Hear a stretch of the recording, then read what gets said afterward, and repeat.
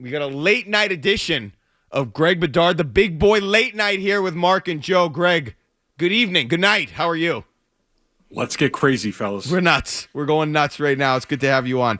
Well, I'll start with this. It's a little bit broad, but based on this game and what we saw tonight, Greg, Patriots, Jets, Thursday Night Football, short week, what was your biggest takeaway from the game from a Patriots perspective?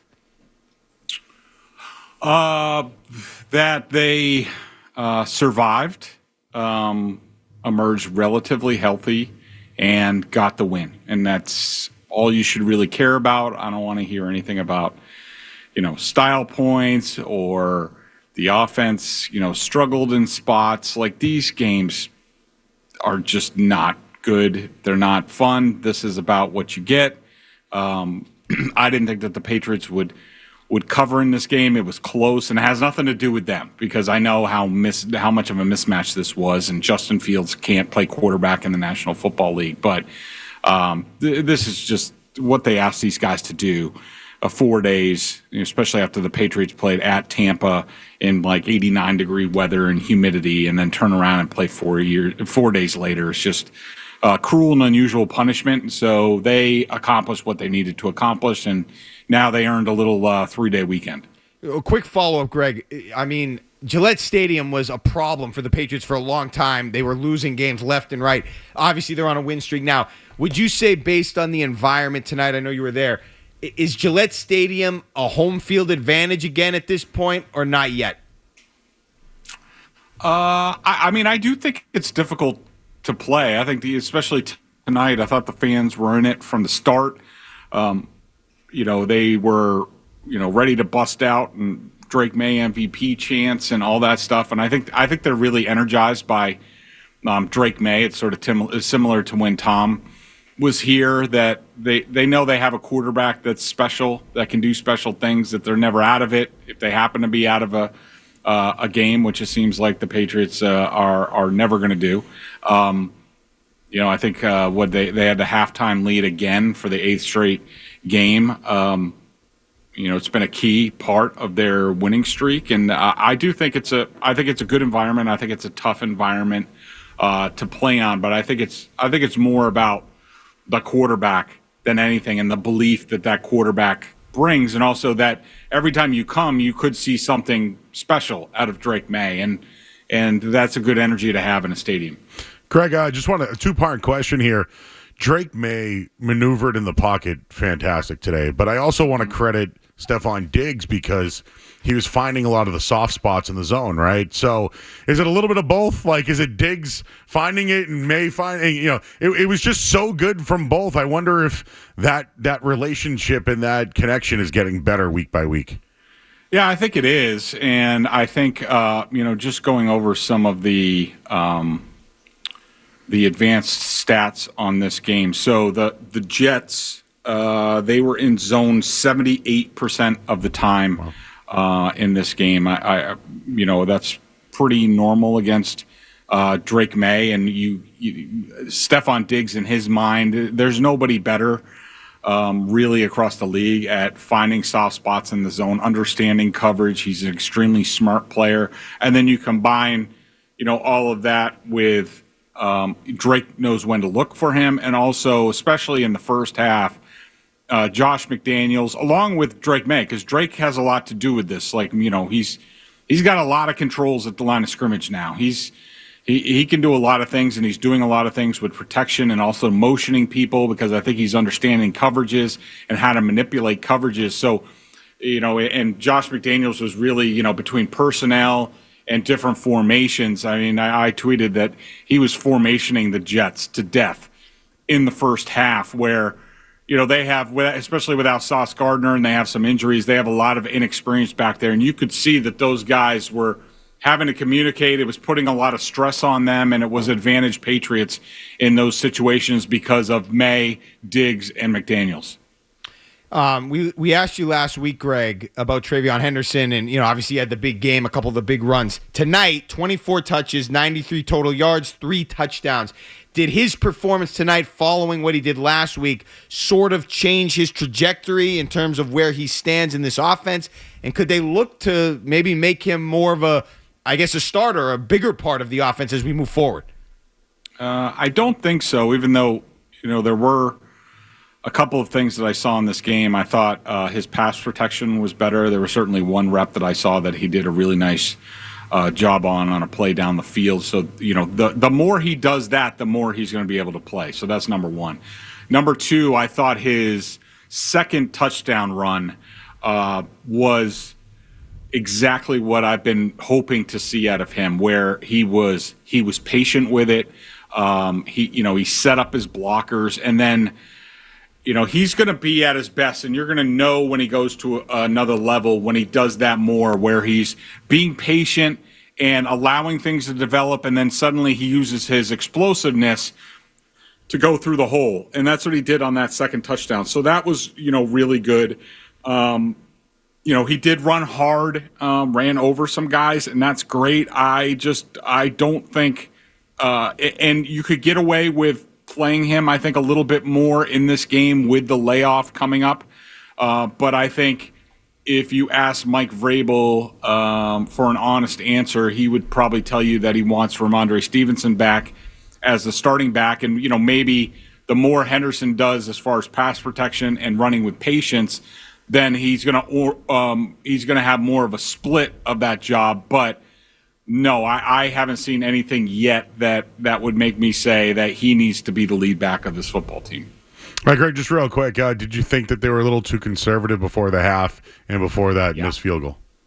Yeah, I did not like that whole sequence because, remember the Patriots, and I was looking at it earlier.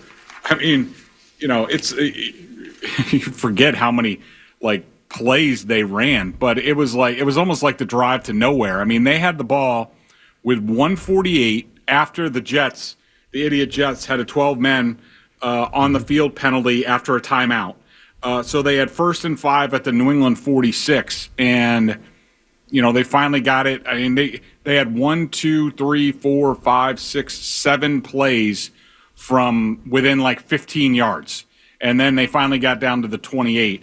I think that if I had a criticism, it would be I think Vrabel and John Stryker are a little bit too obsessed with this notion that they want to end the half with the ball in their hands. I can understand that against certain teams, and maybe against the Bucs and with Baker Mayfield, you're a little bit anxious, but it's Justin Fields on the other side, and to that point, and I'm sure the Drake Maye strip sack a couple weeks ago is in the back of their mind, but then you also have to realize the Jets have barely breathed on them in the first half. Just be a little bit more aggressive. Don't really worry about the other team so much, and just worry about putting your imprint on the game. And then plus with 9 seconds left and with a timeout in their pocket, to not be a little bit more aggressive, maybe take one shot at the end zone if they had a good play. I would have liked to have seen that. So, yeah, I didn't like that. TreVeyon Henderson finding home, pay dirt, whatever you want to call it today, 3 times, including that run right there. And honestly, on that run, nobody wants to hear this, but I thought he looked like LaDainian Tomlinson. But we don't have to have that conversation right now. I do want to ask you, Greg, about running, though. But Drake Maye, not TreVeyon Henderson.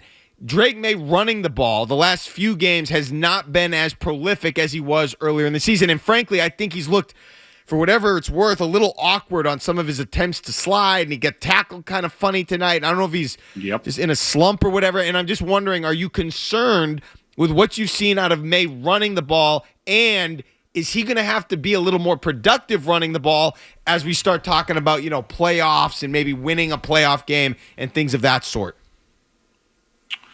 I'm not. I did not like his.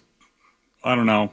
We thought about sliding sideways thing, taking a hit. Did not really like that. I do think you're looking at a situation where teams understand that his legs are a very big part of what the Patriots do, and so they're sharpening their plans as far as dealing with that, especially if he sees the middle open like he's going. So some of these teams are now sort of looping a guy underneath, or they're spying him. There's also a difference in I was just looking at so far this season, the only the highest man coverage rate, which you're going to run a lot against man. You had the Dolphins in week 2 at 30%. The Steelers in week 3 was 36%.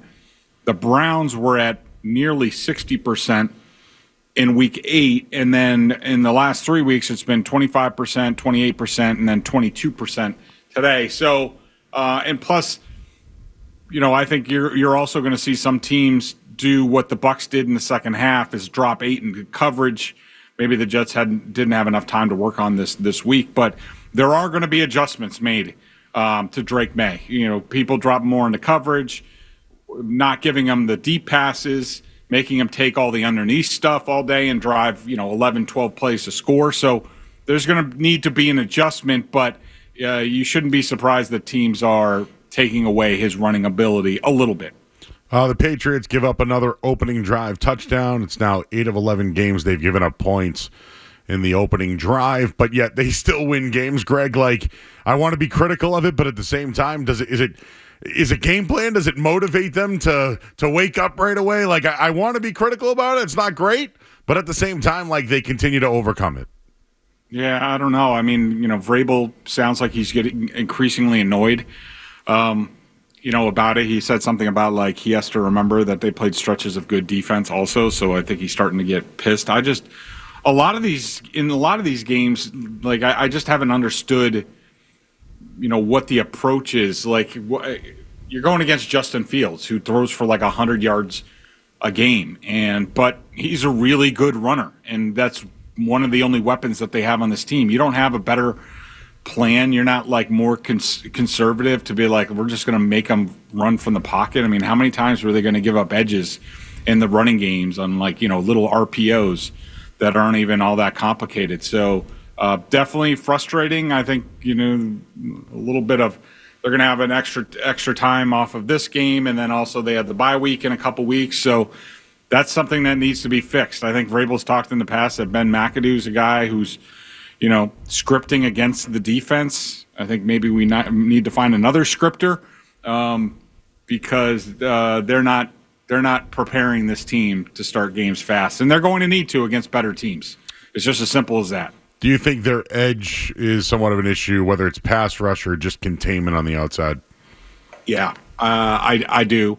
I think that Landry's been playing hurt for a while. He looked pretty slow today. Chasson's doing, a heck of a lot out there. I give him a lot of credit. I was just looking at, according to Next Gen Stats, the pressures were in this game 6 for Barmore, 4 for Corey Durden, 3 for Chasson, 2 for Landry, and that was about it. Then a bunch of guys with 1.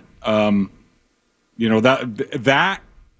And also, the Jets were really good on third down today. They were 57% on third down, including, I was just looking at it, the Jets were 5 of 6 on third down between 4 and 6 yards.